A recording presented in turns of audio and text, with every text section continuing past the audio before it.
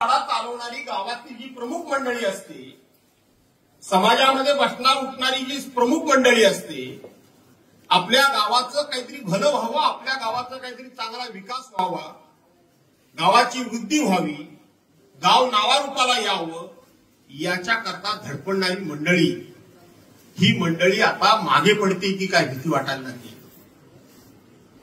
मागे पडते. जुने जाणते बरेच गावातली मंडळी आहे. काय पूर्वीच्या काळामध्ये गावगाडा चालवणाऱ्या लोकांचा अपेक्षा काय होती?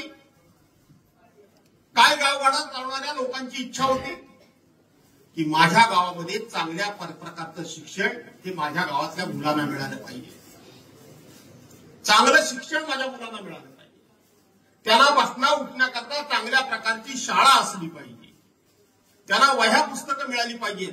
ती मुलं कोणाची हा विचार त्यांच्या डोक्यात नव्हता.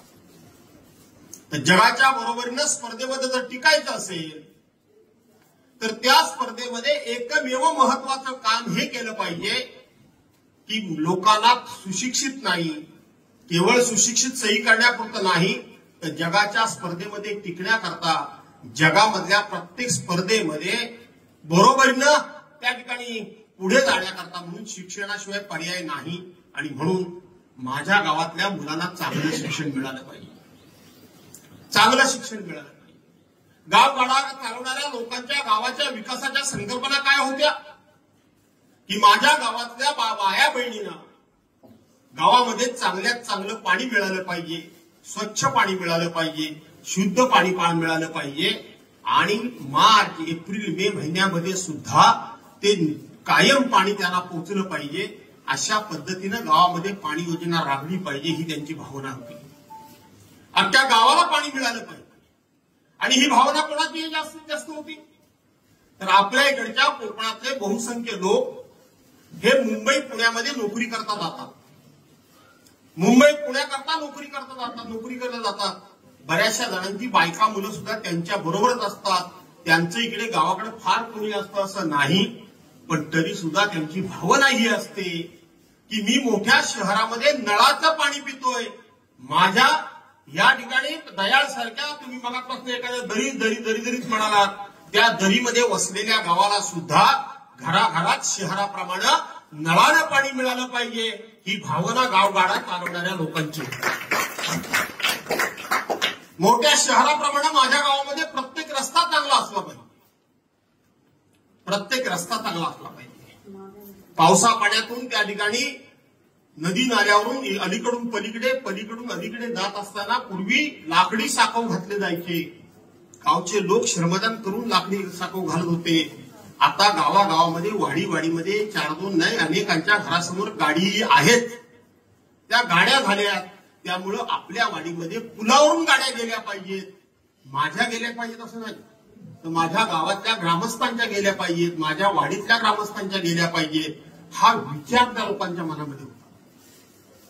प्रत्येक विकास हा माझ्या गावाकरता व्हावा, प्रत्येक विकासाचा लाभ हा माझ्या गावातल्या प्रत्येक ग्रामस्थाला मिळाला पाहिजे, ही भावना गावातल्या लोकांची होती ना दादा.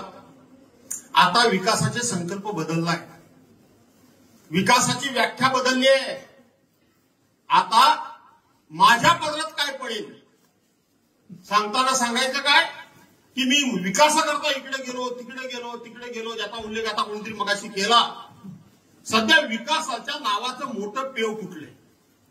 जो पोपट इकडून तिकडे जातो तो प्रत्येक पोपट विटू एकच करतो, विकास विकास विकास विकास.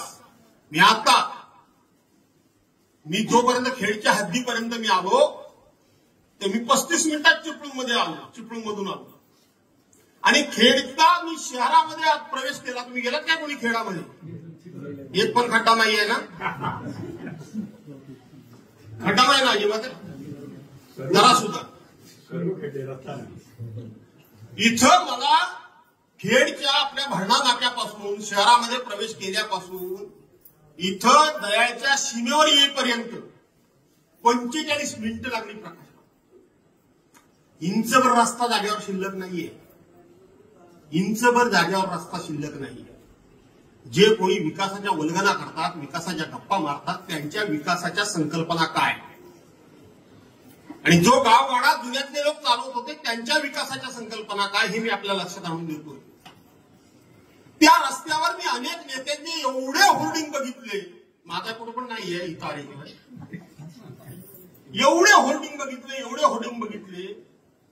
कसले होर्डिंग आहे ते, कसले बॅनर लागले ते, कसले एवढे मोठे फोटो लागले ते, कोणत्या विकासाकरता म्हणून हे नेते त्यांचा आपण उदो करतोय. त्या रस्त्यावरचे सगळे होर्डिंग जर बघितलेत ना तुम्ही, जे मोठमोठे लावलेले कटआउट जर बघितले आणि त्याच्या किमती जर काढल्या तर मला वाटतं त्या किमतीमधून तो सगळा रस्ता व्यवस्थित होईल, सगळा रस्ता व्यवस्थित होईल. ही अवस्था आहे, भयानक अशी अवस्था आहे. मला वाटतं तुमच्या सीमेपासून इकडे मी आलो, रस्ता चांगला आहे. माझी विकासाची संकल्पना हीच आहे. व्यक्तिगत मी कोणाला काय देतो याचा जर लेखाजोखा मांडला तर लोकांच्या प्रसंगामध्ये मग मी जरूर प्रत्येकाला उभा पकडतो. पण राजकारणाकरता, आपल्या राजकारणाकरता कोणाला पार्ट्या दे, कोणाला त्या ठिकाणी पैसे दे, कुठल्या बक्षिसं पाळाव, विकत घे, ह्या पक्षातला माणूस, त्या पक्षातला माणूस, त्या पक्षातला माणूस, आणि आपला पक्ष कधी वाढला हे सांग, असले उद्योग मी कधी करत नाही. मी उद्योग करत नाही. माझी आणि तुकारामराव घोड आणि बाळकृष्ण तोडकरेंची ज्या वेळेला बाकीच्यांची बैठक होते, मयूर वगैरे सर्वांची आणि बाकीच्यांची बैठक होते, त्यावेळेला मी स्पष्टपणे सांगतो, मी माझ्या 44 वर्षाच्या राजकीय जीवनामध्ये भ्रष्टाचाराचा एक आरोप सुद्धा विरोधकांनी माझ्यावर कधी केलेला नाही. एक एवढा आरोप सुद्धा केलेला नाही. माझ्या चारित्र्याबद्दल कुणी एवढा सुद्धा आरोप केलेला नाही. आणि म्हणून माझी बांधिलकी आहे ती लोकांच्या विकासाजवळ आहे, लोकांच्या विकासाजवळ आहे. टाइम्स डिजिटलला लाईक करा, सबस्क्राईब करा, शेअर करा आणि बेल आयकॉन दाबायला विसरू नका. पाहत रहा टाइम्स डिजिटल.